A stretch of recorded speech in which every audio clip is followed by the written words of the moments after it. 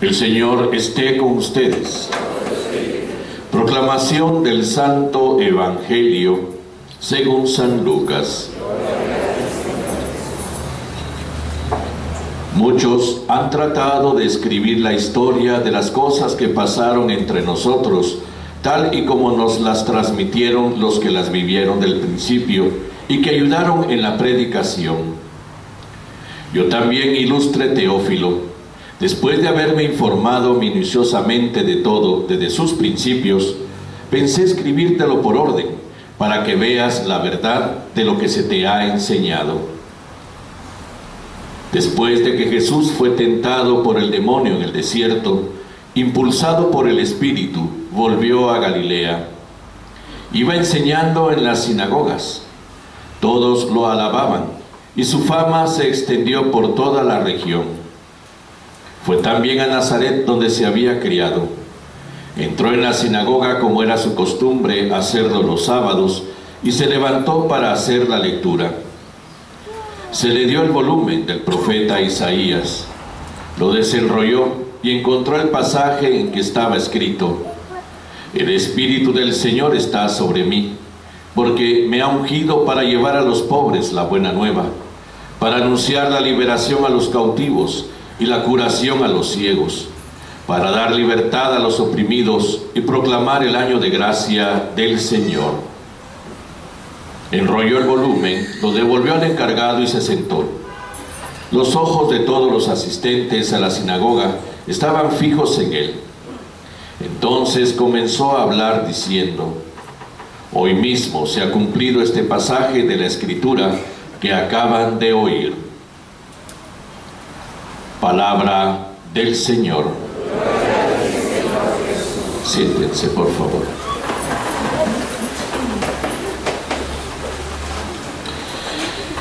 La presentación del Evangelio según San Lucas.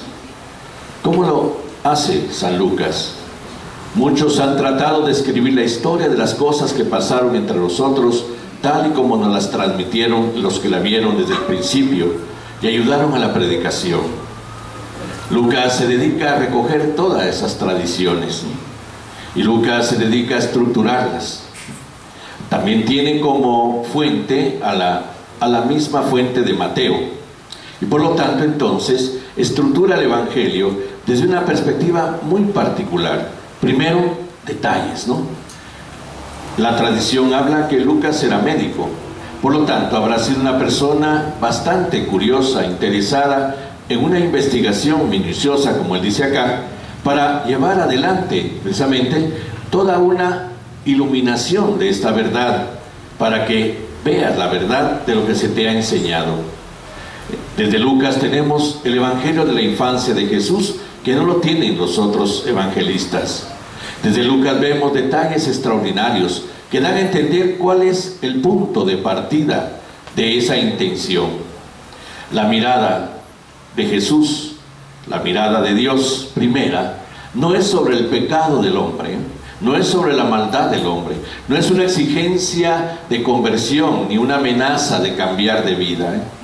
La primera mirada, de acuerdo a San Lucas, es el dolor, el sufrimiento, el drama humano.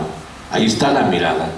El Espíritu del Señor está sobre mí, porque me ha ungido para llevar a los pobres la nueva, para anunciar la liberación a los cautivos y la curación a los ciegos, para dar libertad a los oprimidos y proclamar el año de gracia del Señor. Lucas ve un Dios sensible a la miseria humana, ve un Dios ofendido del pecado, sí, pero no en cuanto a la maldad del hombre, sino en cuanto el pecado es esclavizante, el pecado destructor, ¿no? El pecado que atenta contra la bondad de la creación, el pecado, el mal, que atenta contra el ser humano creado a imagen de Dios. Por eso anuncia liberación, por eso anuncia salvación. Y una buena noticia, es decir, ese salir de esa situación para encaminarse a un estilo, a un nuevo mundo, a una nueva vida, Y precisamente por eso la iluminación de la primera lectura es importante, del libro de Nehemías, ¿no? Que habla sobre el inmediato retorno del pueblo de Israel desde el exilio en Babilonia. Ese inmediato retorno que se realiza 70 años después de que Nabucodonosor los invadiera, los destruyera y se los llevara a los sobrevivientes cautivos a Babilonia. Posterior a los 70 años, el rey Ciro de Persia se convierte en instrumento de Dios para liberar al pueblo y conducirlo de regreso a la tierra de Israel. De tal manera entonces que eso marca una nueva historia, un nuevo momento para Israel, pero que viene iluminado por los sacerdotes que hacen las lecturas, los levitas que hacen las lecturas sobre la palabra, para que el pueblo, que por varias generaciones vivió esclavizado en Babilonia y que no tenía nociones claras sobre Dios, lo conociera, pero ya lo conociera de una perspectiva, un Dios bueno, un Dios que nos miró con amor, nos miró favorablemente para liberarnos de la esclavitud, para hacernos un pueblo libre, ¿no? Para llevarnos adelante de acuerdo a la alianza que ha hecho con nosotros. Se trata entonces de una nueva oportunidad para Israel, una nueva alianza, una nueva historia, marcada por la bondad y la sensibilidad de Dios ante un pueblo que sufre. Entonces, esto nos orienta a entender la razón de San Lucas, volver a insistirnos en ese Dios bondadoso, en ese Dios misericordioso. Por eso es que es lógico que cuando uno lee todo el Evangelio de San Lucas, descubre precisamente una acción de Jesús destinada a los marginados, a los pobres, a los abandonados, a los rechazados, a los señalados como malditos de Dios, Y desde ahí un anuncio novedoso, una buena noticia, una acción liberadora y sanadora de todos ellos. Y si queremos ir más allá, ¿quién mejor que evidenciar que San Lucas es el único que nos trae la narración de la parábola del hijo pródigo, esa parábola hermosa, donde precisamente evidencia el extremo de la misericordia de Dios? Y por eso mismo, no un padre alcahueta que permite y deja pasar los males de los hijos, sino un padre amoroso que libera a sus hijos de todo aquello que los destruye, que les hace daño.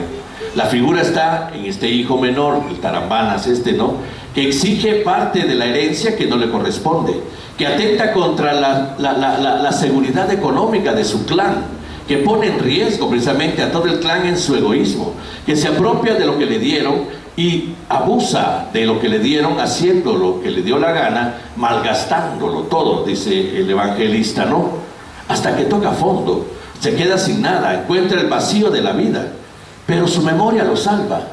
¿Cuál memoria? La memoria del amor del Padre.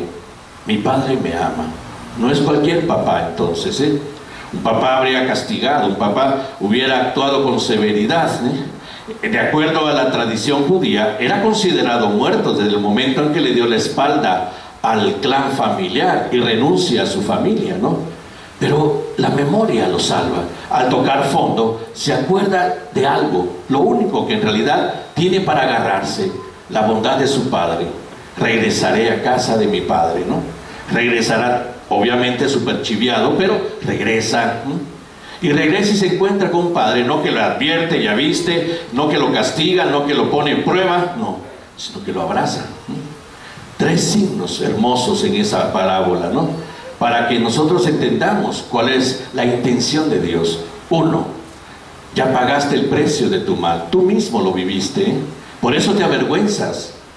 La desnudez, La desnudez que desde la mentalidad del Antiguo Testamento significa evidencia del mal y vergüenza del mal que hice, Adán y Eva escondidos porque estábamos desnudos y nos dio pena verte, La evidencia del mal. Póngale una túnica, póngale. Segundo, la ruptura de la alianza. Dios conserva su alianza. Tú rompiste la alianza conmigo, yo no. Yo sigo amándote, yo sigo queriéndote, sigo apostando por ti. Póngale un anillo al dedo. Renovemos nuestra alianza, renovemos nuestro pacto amoroso. Y tercero, ya sufriste mucho. El camino de regreso fue duro. Venir hasta acá te ha costado muchísimo. Póngale sandalias en los pies. Alíviate. 3 elementos que pasan desapercibidos en esa narración, pero que dan a entender que Dios no actúa para castigar, para destruir. Desgraciadamente, es ahí donde otra vez insistimos en transformar nuestra idea sobre Dios y redescubrirlo como quien es: Padre de bondad, Padre de misericordia, Padre bueno, que apuesta por la bondad nuestra y que sabe que nos creó bien y que sabe que puso en nuestro corazón la bondad para que la bondad nos hiciera tarde o temprano semejantes a Él también. Y ese es el desafío cristiano. El ser perfectos como Dios es perfecto es el ejercicio de la bondad en nosotros. Pero ¿de quién tenemos la referencia? De un Cristo bondadoso que actúa primero manifestando la misericordia de Dios y la opción del reino de los cielos por los pobres, marginados, por los esclavizados del mal, por aquellos que se sienten sin salida. Para ellos primero, no porque los exclusivice, pero es que, acordémonos, cuando el Bautista anuncia la inminencia del reino de Dios, habla de aplanar montañas y de rellenar valles, ¿no? Es que hay que poner todo en el equilibrio otra vez. El hombre sobre el hombre prepotente contra el hombre, ha generado ese desequilibrio, creando clases sociales, creando divisiones, creando precisamente abusos contra los más débiles, ¿no? Pues primero voy a atender esto, El equilibrio se realiza cuando todos en realidad entendamos que somos llamados desde el ejercicio de la bondad a crear una nación nueva, una historia nueva, un mundo nuevo, desde ese mismo ejemplo que nos pone Jesús, actuando con bondad, curando a los oprimidos por el mal. Pues bien, esa es la tendencia de San Lucas. Por eso la primera mirada, ¿no? La primera mirada: me ha enviado a los pobres para darles las buenas nuevas, para anunciar la liberación a los cautivos y la curación a los ciegos, para dar la libertad a los oprimidos, para que experimentemos de verdad un kairos, un tiempo nuevo, un tiempo de Dios, un kairos, es decir, un tiempo de gracia, proclamar el año de gracia del Señor.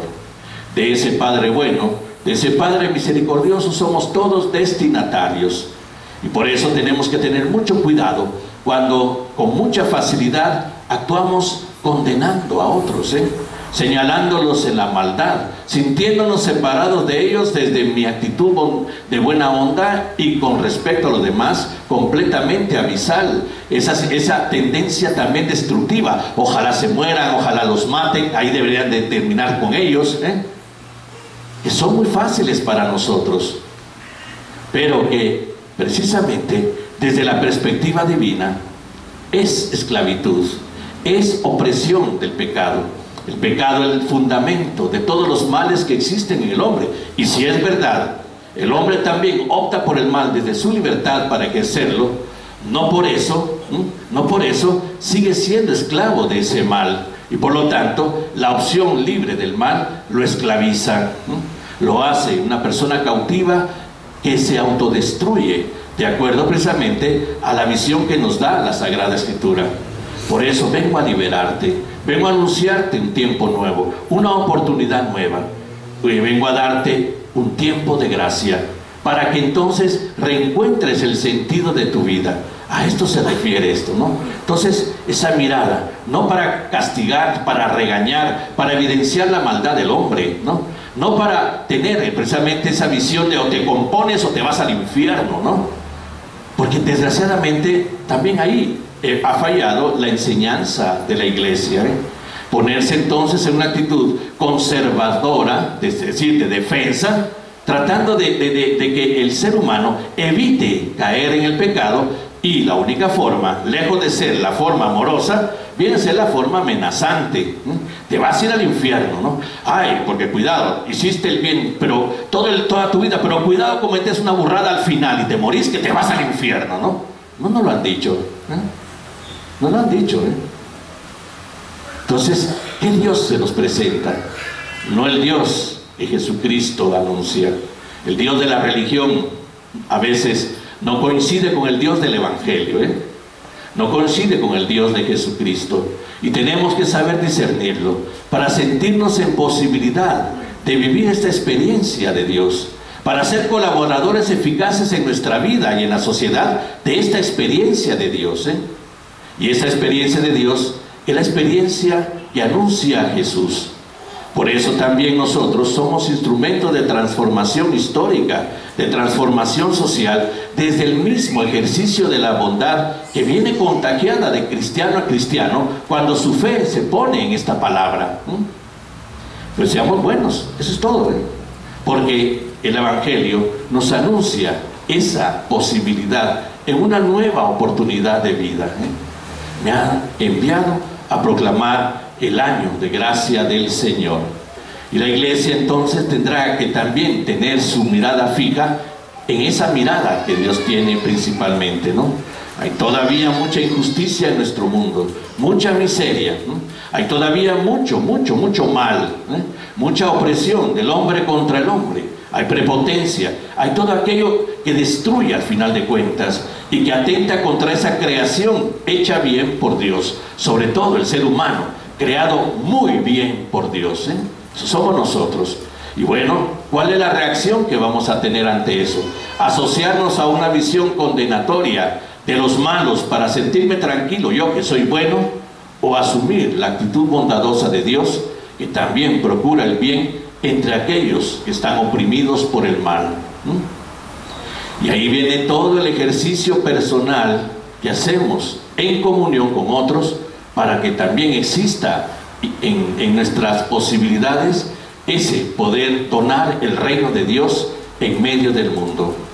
Pues bien, vamos a ir entendiendo entonces desde esta primera mirada que Dios tiene hacia los pobres, los oprimidos, los enfermos, los marginados, esa primera mirada que anuncia para ellos un tiempo nuevo, una gracia nueva, sentirnos también nosotros destinatarios de esa mirada y entender entonces el Evangelio como un camino que presenta buenas intenciones de Dios para con nosotros, para que nos sintamos de verdad confiados, para que no nos movamos por el miedo para creer en Él, pero tampoco por el oportunismo, sino que lo busquemos, porque en juego está nuestra vida y la vida de los demás.